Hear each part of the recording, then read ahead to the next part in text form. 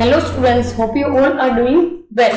See, previously આપણે cost accounting નું unit number 3 material cost એમાં ડિસ્કસ કરતા હતા અબાઉટ ધી કોસ્ટિંગ મેથડ્સ, જેમાં આપણે અપ્રોક્સ 4 મેથડ જેટલી જે કાંઈ બી વસ્તુઓ છે એ ડિસ્કસ કરી લીધી, જેમાં specific cost method as well as identifiable LIFO method and FIFO method. બરાબર, આટલી 4 મેથડ જે છે ડિસ્કસ કરી લીધી. Let us focus on to the next part. બરાબર, તમને જે છે એ વધારાની જે કંઈ પણ બીજી મેથડ છે એમાં પાંચમી મેથડનું નામ છે વેઇટેડ એવરેજ કોસ્ટ મેથડ. આની અંદર તમને 4 મેથડ આપેલી છે: simple average, weighted average, periodic simple average and periodic weighted average. બરાબર, પ્રીવિયસ સેશન્સની અંદર આપણે જેટલી બી વસ્તુ ભણ્યા એમાં એવું સમજ્યા કે ભાઈ સ્પેસિફિક ઓર્ડર માટેની કોસ્ટિંગની મેથડ અલગ છે, આઈડેન્ટિફિએબલ કોસ્ટિંગની મેથડ અલગ છે, then comes to first in first out method જે છે એ અલગ વસ્તુ છે, and last in first out method જે છે એ પણ અલગ વસ્તુ છે. ફાઇન. સો ચારે ચાર મેનરની અંદર આપણે ડિફરન્ટ ટાઈપ્સ ઓફ જે કાંઈ પણ કન્સેપ્ટ હતા એ સ્ટડી કર્યા. Now let us focus on to the next part, જેમાં તમને ફિફ્થ ટાઈપ જે છે આપેલો છે એમાં 4 મેથડ આપેલી છે. બરાબર, જેનું નામ છે વેઇટેડ એવરેજ મેથડ. તમે આ પણ કદાચ ભણી ગયેલા હશો ઇન્વેન્ટરી મેનેજમેન્ટના પાર્ટની અંદર. બરાબર, કદાચ આ તમારા જે છે એ ફાઇનાન્શિયલ અકાઉન્ટિંગનો પાર્ટ હતો. બરાબર, probably I don't remember exactly, but કદાચ એનો એક જે છે એ ભાગ હતો. શું કહે છે તો કે વેઇટેડ એવરેજ મેથડ. બરાબર, તો એની અંદર તમને 4 ટાઈપની મેથડ આપેલી છે. Let us discuss on that part. શું કહે છે તો કે in order to eliminate the effects of price fluctuations an average price method is use. બરાબર, પ્રાઇસ ફ્લક્ચ્યુએશન, સી માર્કેટની અંદર તમે મટીરિયલ મંગાવો છો તો દરેક મટીરિયલ જે છે એ અલગ અલગ પ્રાઇસે કદાચ વેચાતું હોય અને અલગ અલગ ટાઈમ પિરિયડમાં અલગ અલગ પ્રાઇસે વેચાતું હોય, બની શકે ને આમ. બરાબર, તો એ ટાઈમ પિરિયડ માટે તમારે જે છે એ જોવું પડે કે ભાઈ તમે અલગ અલગ પ્રાઇસે જે કાંઈ પણ છે એ ડીલ કરો છો તો પ્રાઇસ ફ્લક્ચ્યુએશનની ઇફેક્ટ આવશે. Yes or no? સો એના કરતાં બેટર છે કે કોઈ એવી સ્ટાન્ડર્ડ પ્રાઇસે જે છે તમે એ વસ્તુને મેન્ટેન કરો કે જ્યાં પર્ટિક્યુલરલી તમારે આગળ જતા કોઈ પણ પ્રાઇસ ફ્લક્ચ્યુએશનના લીધે પ્રોબ્લેમ ફેસ ના કરવા પડે કોસ્ટિંગની અંદર. ફાઇન. સો એ એક પેરામીટર તમને આપેલું છે જેમાં કીધું છે વેઇટેડ એવરેજ મેથડ. શું કહે છે તો કે in order to eliminate the effect of price fluctuations an average price method is use. એમાં તમે એવરેજની પ્રાઇસ જે છે એને પર્ટિક્યુલર મટીરિયલ જેટલું યુઝ કર્યું એની સાથે એની જે કંઈ પણ ક્વોન્ટિટી છે એની સાથે તમે ભાગો છો તો તમને એવરેજ મળી જશે. ફાઇન. સો એ એક મેનરની અંદર કીધું છે. Let us discuss on that part. The assumption is that also assumption is that કે once the goods are purchased and are received in store they lose their identity. કહેવાનું તાત્પર્ય એવું છે કે આ લોકોએ એવું અઝ્યુમ કરી લીધેલું છે કે ભાઈ એક વખત ગુડ્સ પરચેસ કરી લીધા અને એક વખત એ ગુડ્સ જે છે એ પર્ટિક્યુલરલી આપણા સ્ટોરની અંદર આવી ગયા તો એ ટાઈમ પિરિયડમાં ગુડ્સ જે છે એ પોતાની આઈડેન્ટિટી ગુમાવી બેસે છે. આવો એક પોઈન્ટ ઓફ વ્યૂ આ લોકોએ આપેલો છે. સો C, there are 2 types of averages. One is the simple average method and the another one is the weighted average method. બરાબર, 2 ટાઈપની તમને એવરેજીસ આપેલી છે, સિમ્પલ એવરેજ અને વેઇટેડ એવરેજ.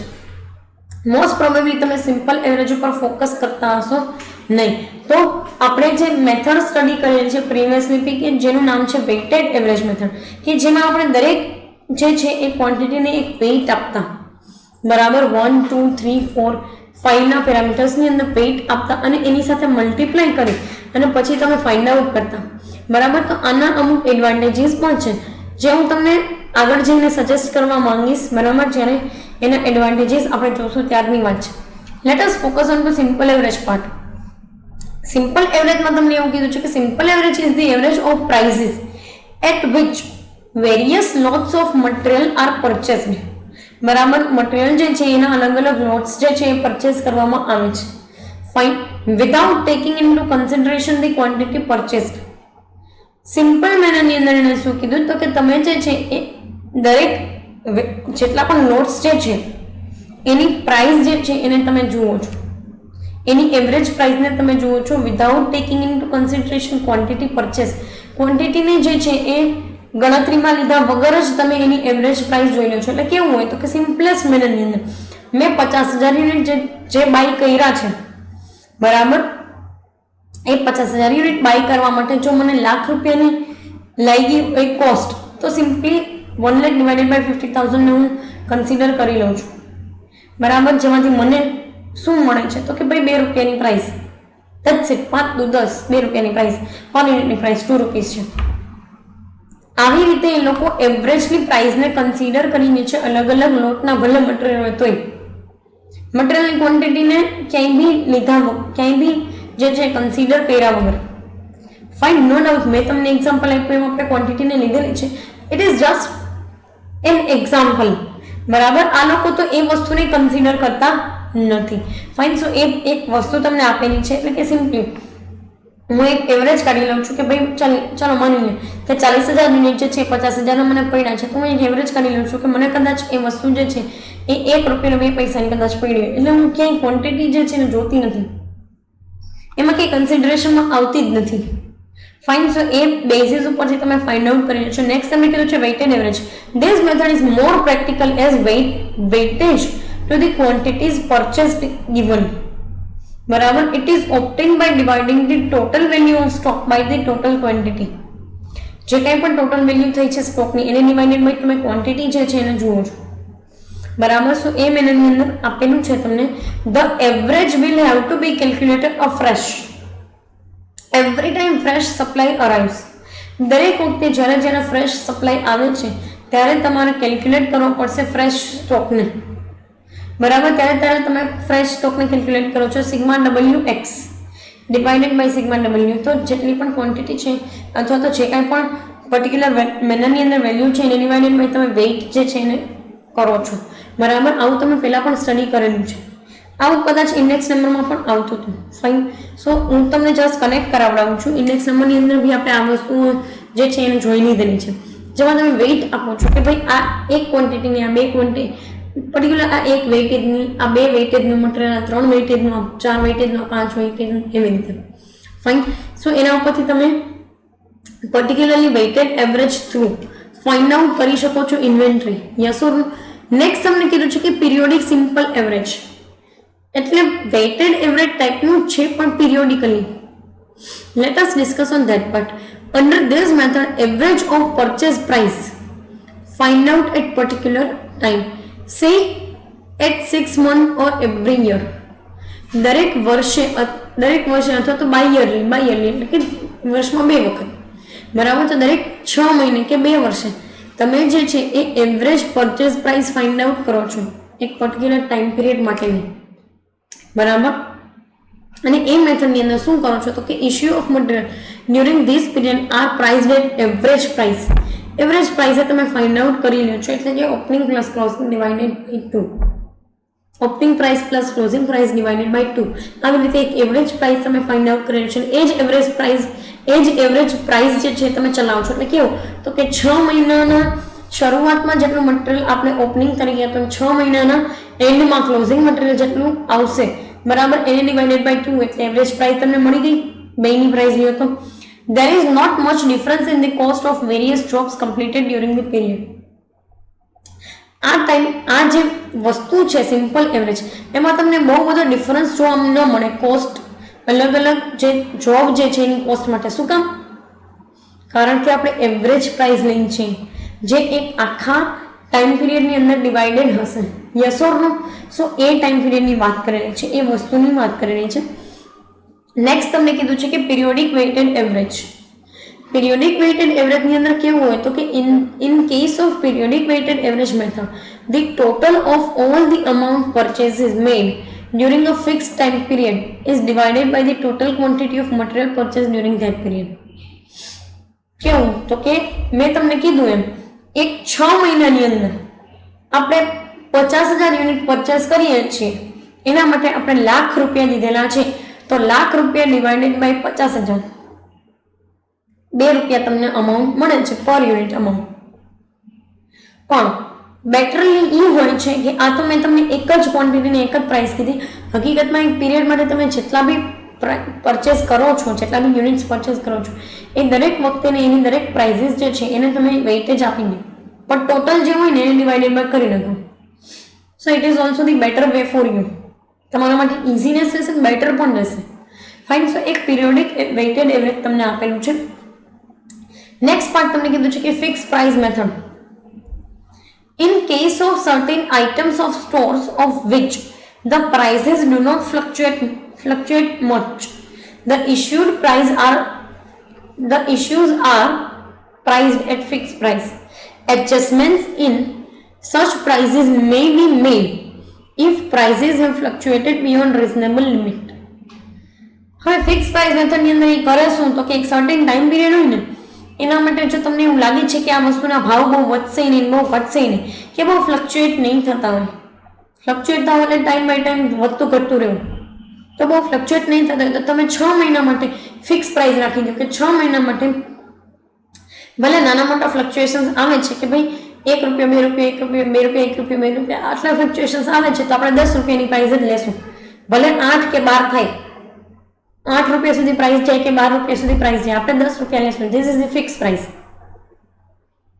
એમાં એડજસ્ટમેન્ટ ક્યાંય કરવામાં નથી આવતું, પણ ક્યારેક એડજસ્ટમેન્ટ કરવા પડે ક્યારે, જ્યારે ફ્લક્ચ્યુએશન્સ જે છે એ રિઝનેબલ લિમિટ કરતાં વધારે હોય, એટલે ₹12 થી અચાનક 15 થઈ જાય, 15 થી 18, 18 થી પાછા 15, 18 થી પાછા 17, 17 થી પાછા 15, આવા ફ્લક્ચ્યુએશન્સ અચાનકથી આવવા માંડે ને તો તમારે જે છે એડજસ્ટમેન્ટ કરવા પડે પ્રાઇસની અંદર, તો પછી તમારે ફ્લક્ચ્યુએટેડ પ્રાઇસ લ્યો તો બેટર વે છે.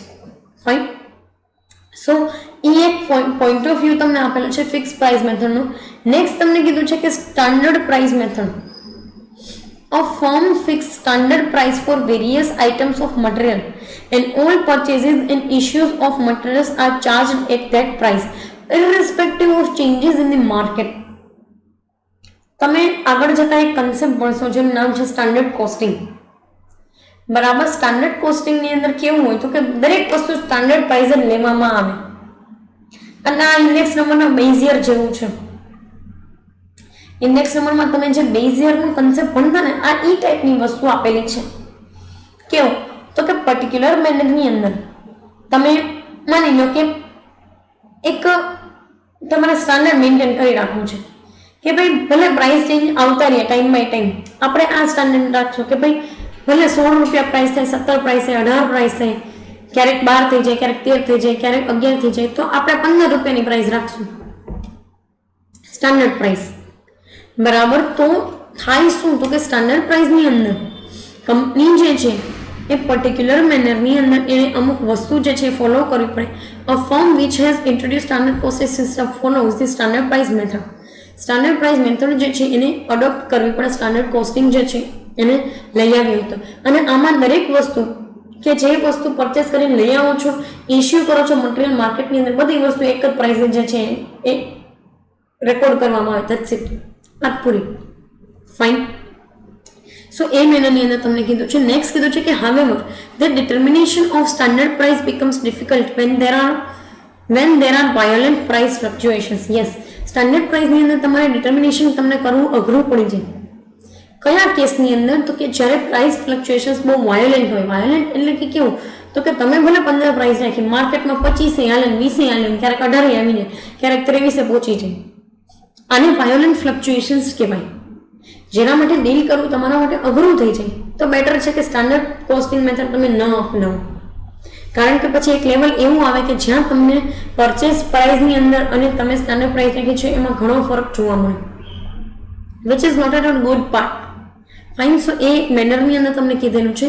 નેક્સ્ટ કીધું છે ઇન્ફ્લેટેડ પ્રાઇસ મેથડ. હવે 3 જ મેથડ બાકી છે. બે સ્ટોકમાં કાંઈ મેં ડિટેલ તમને નથી આપેલી. ઇટ ઇઝ જસ્ટ દેટ કે બે સ્ટોક એ 2 લાઇનનું એવું એક્સપ્લેનેશન છે. બરાબર. જેના માટે તમારે હું તમને ઇલસ્ટ્રેશન પણ કરાવી દઈશ, એટલે તમારે કોઈ જાચી માથાકૂટ કરવાની જરૂર નહીં પડે. 2 લીટીનું એક એક્સપ્લેનેશન છે, તો એક્સપ્લેનેશન નથી. ફાઇન. ઇન્ફ્લેટેડ પ્રાઇસ મેથડ જે છે એમાં તમને શું કીધું છે તો કે where there is inevitable wastage due to inherent qualities of material, such normal wastage must be recovered from the cost of production. Hence, the price at which material is charged is increased so as to cover the cost of wastage. See, તમે માર્કેટની અંદર જોયું હશે કે ઘણી બધી qualitative product એવી હોય કે જેના થ્રુ માર્કેટની અંદર જે છે તમને નોર્મલ વેસ્ટ કરતાં વધારે વેસ્ટેજ લાગતું હોય. બરાબર. કારણ કે ઇનએવિટેબલ વેસ્ટેજ તમે ગણી પણ ન શકો એટલું વેસ્ટેજ તમને લાગે છે. આની પાછળનું કારણ એવું હોય તો કે મટીરિયલ જે છે હાઈલી ક્વોલિટેટિવ મટીરિયલ છે. આના માટે તમારે શું કરવાનું હોય તો કે તમે કોસ્ટ ઓફ પ્રોડક્શનમાંથી જ તમે પ્રાઇસ લઈ લેશો, એટલે કે કોસ્ટ ઓફ પ્રોડક્શનમાંથી જ તમે જે છે તમારી રિકવરી લેશો નોર્મલ વેસ્ટેજની. Yes or no? So name suggest itself inflated, એટલે વધારે પડતી પ્રાઇસ, એક્સેસિવ પ્રાઇસ. તો હા, તમારે આ વસ્તુ એમાંથી જ કવર અપ કરવાની છે. તો તમે કોસ્ટ ઓફ વેસ્ટેજ કવર કરવો હોય તો તમે પ્રાઇસ વધારે ચાર્જ કરો છો, મટીરિયલની પ્રાઇસ વધારે ચાર્જ કરી લો. That's it. તમને કોસ્ટ જે છે એમાંથી વેસ્ટેજ રિકવર થઈ જશે. That's it. ફાઇન. સો એક પર્સપેક્ટિવ આપેલો છે. નેક્સ્ટ કીધું છે replacement price. The issue of materials are priced at a rate which should be paid if the materials are to be placed by fresh purchase at that time of issue. In other words, the issue are priced at a price ruling in the market at the time of issue. See, ઘણી વખત કેવું હોય તો કે તમારી પાસે material પડ્યું છે બટ તમે ફ્રેશ સપ્લાય આવે છે એની સાથે એને રિપ્લેસ કરો છો. તો ફ્રેશ સપ્લાય જે માર્કેટમાંથી આવશે ને એને તમે કરંટ માર્કેટ પ્રાઇસે ચાર્જ કરશો, એને તમે પર્ટિક્યુલરલી કરંટ માર્કેટ પ્રાઇસે ચાર્જ કરશો. શું દેટ તમારા પ્રાઇસની જે કંઈ પણ ગેપ મળે છે તમને જૂની રિપ્લેસમેન્ટ વસ્તુ માટે અને નવા પ્રાઇસીસ માટે, એ ગેપ તમે ફૂલફિલ કરી શકો. ફાઇન. કારણ કે જૂની વસ્તુ કદાચ જૂના પ્રાઇસે આવેલી હોય, સો એની પ્રાઇસ ઓછી હોય અને તમે એ પ્રમાણે કોસ્ટ ડિસ્કસ કરો તો તમે ઓછા પ્રાઇસથી લો છો, માર્કેટમાં વસ્તુ ઓછા ભાવે વેચો, તમને એટલો પ્રોફિટ જનરેટ નહીં થાય. તો બેટર છે કે તમે માર્કેટ પ્રાઇસે એને જે છે એ લો, અને માર્કેટ પ્રાઇસે લેશો તો તમને એની ફૂલફિલમેન્ટ પણ બતાવશે. Yes or no? Fine. So એ વસ્તુ આપેલી છે. નેક્સ્ટ કીધું છે કે બેઝ સ્ટોક મેથડ. ઘણી કંપની આ છે ને સેફ્ટી સ્ટોક જેવી વસ્તુઓ છે. ઘણી કંપની પોતાની સેફટી માટે કે બેઝ તરીકે અમુક સ્ટોકનું લેવલ મેન્ટેન કરી રાખવાની એ લોકોએ અઝમ્પશન રાખેલી હોય, જેમાં એ લોકો એવું માનતા હોય કે ભાઈ કંપનીની અંદર કાંઈ પ્રોડક્શન નથી તો 1000 યુનિટ તો મિનિમમ મેન્ટેન કરવાના રહેશે. That is known as the base stock. અને સ્ટોક હંમેશા જે છે એ કોસ્ટ ઉપર ચાર્જ કરવામાં આવે છે એટ એકચ્યુઅલ પ્રાઇસીસ. બરાબર? તો એ એક પોઈન્ટ ઓફ વ્યૂ આપેલો છે. 2 લીટીનું એવું એક્સપ્લેનેશન તમને આપેલું છે કે જેમાં તમે બેઝ સ્ટોક જે છે એ એક સ્ટોકનું લેવલ મેન્ટેન કરો છો અને એમાં બી એકચ્યુઅલ પ્રાઇસે લેવલ મેન્ટેન કરી રાખો છો. That's it. આવી એક વસ્તુ જે છે તમને આપેલી છે. ફાઇન. સો બેઝ સ્ટોક મેથડની અંદર પર્ટિક્યુલરલી આવું તમને આપેલું છે અને તમે આ વસ્તુને જોઈ બી શકો છો આસાનીથી. દરેક કંપની આવું એક સ્ટોકનું લેવલ મેન્ટેન કરતી જ હોય છે. તમે એ કોઈ કહેવાની વસ્તુ નથી, સમજવાની વસ્તુ છે કે કંપની જે છે એ નુકસાની ન ખાય અને આવા સ્ટોકના લેવલ મેન્ટેન કરી રાખે. ભલે એના માટે એને થોડોક એવો સ્ટોરેજનો એક્સપેન્સ, પણ માની લો કે કંપની જો છે બહુ મોટા મેનરની અંદર પ્રોડક્શન કરે છે તો એને 1000 સ્ટોક જે છે એની કાંઈ એને કિંમત નહીં રહે. 1000 સ્ટોકની કોસ્ટ એને બહુ ઓછી લાગશે અને એ લોકો જશે પણ એ વસ્તુ ઉપર. they can go for this particular thing. Fine. So this is all about the particular theoretical part. Coming session ની અંદર આપણે EOQ, economic order quantity inventory ratio, LIFO method, FIFO method, minimum level, maximum level, safety stock, danger stock, ordering level, આ બધી વસ્તુને calculate કરશું effective મેનરની અંદર. આગળ જે છે એ મારે તમને એક ઇલસ્ટ્રેશનની અંદર એક મેથડ એ પણ સમજાવવાની છે જેનું નામ છે LIFO મેથડ. એ ઇલસ્ટ્રેશન આવશે એની સાથે જ સમજાવી દઈશ. સો સેપરેટલી આની અંદર ડિસ્કસ કરતા નથી, એટલે કે અહીંયા આપણે ડિસ્કસ કરશું નહીં. Fine. LIFO method, no doubt it is the inventory management method and not the costing method, but આવ્યું છે તો તમને just for the sake of your knowledge સમજાવી દઈશ. ફાઇન. સો પર્ટિક્યુલર આ સેશન માટે અહીંયા સુધી રાખીએ. બાકી જે કાંઈ બી છે એ કમિંગ સેશનની અંદર HIFO as well as LIFO, FIFO, EOQ અને ઇન્વેન્ટરી ટર્નઓવર આ બધું વસ્તુ કેલ્ક્યુલેટ કરશું. ફાઇન. જેમાં તમારે કેલ્ક્યુલેશનના પાર્ટ તરીકે મેજરલી તો ઇન્વેન્ટરી રેશિયો અને EOQ બે જ વસ્તુ આવે છે. ફાઇન. આ ચેપ્ટરમાં તો પર્ટિક્યુલર આ સેશન માટે અહીંયા સુધી રાખીએ. Thank you so much.